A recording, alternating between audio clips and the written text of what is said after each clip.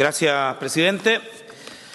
Facebook, Google, YouTube tienen dueño. O sea, no es una nube imaginaria, no, tienen dueño. Detrás de esta plataforma hay un consorcio, hay una persona de carne y hueso que tiene, como dijo el senador Girardi, muchísimo poder. Pareciera ser que en el inconsciente colectivo común, detrás de esta plataforma, hay personas que son objetivas, que no tienen intereses, no tienen alma, no tienen objetivos en la vida y que solo están para servir. Recientemente, YouTube ha anunciado el cambio de los algoritmos para que no se difundan, comillas, noticias falsas. Pero sí puede seguir haciendo uso del usuario si paga.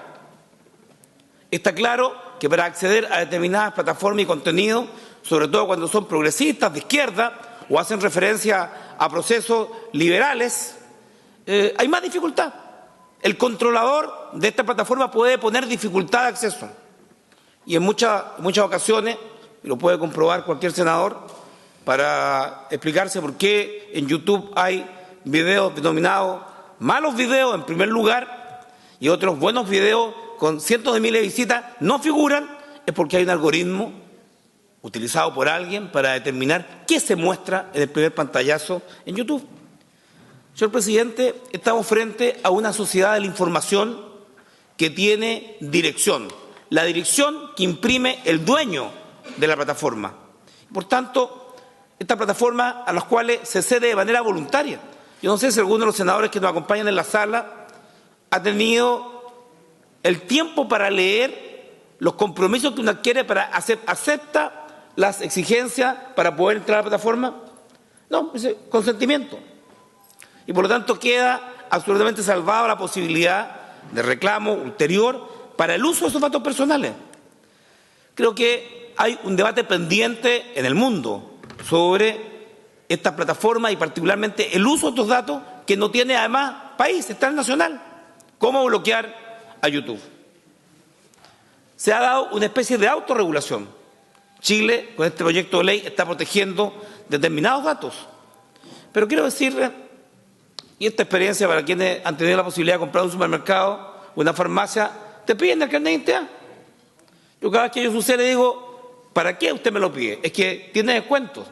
Bueno, yo no quiero descuento, porque la verdad es que a millones de chilenos se le engatusa con este mecanismo para sustraer el RUT y pasarlo a la base de datos de la farmacia y de los supermercados. Y muchos no tienen conciencia que es voluntario,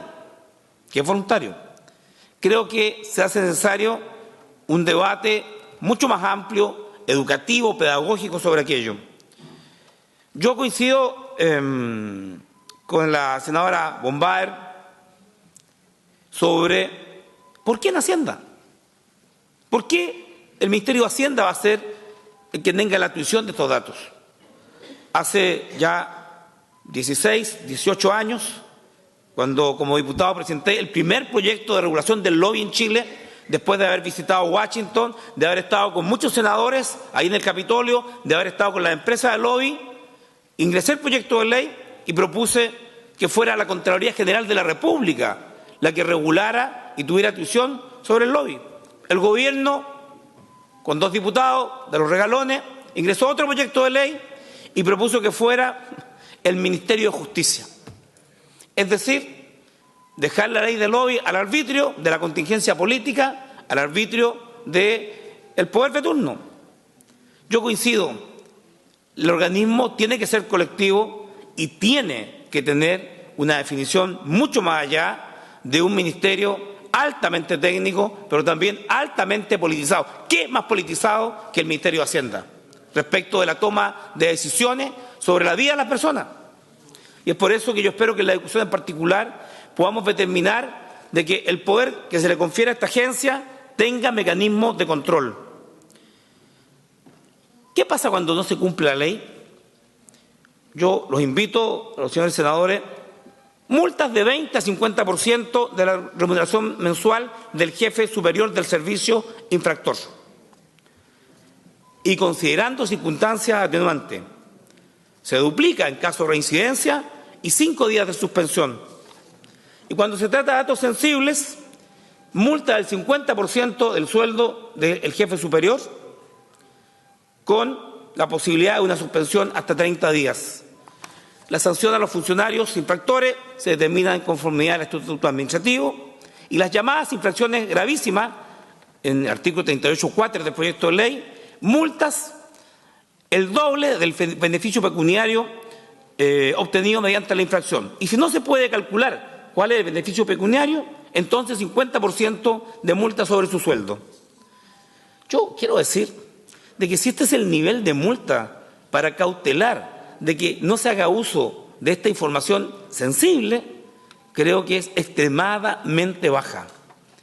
Uno diría, lo de la Polar, ¿para qué decir? Lo de la corrupción de las farmacias, ¿para qué decir? Se utilizaron las bases de datos y sin consentimiento se manipuló a cientos de miles de personas que se les perjudicó económicamente.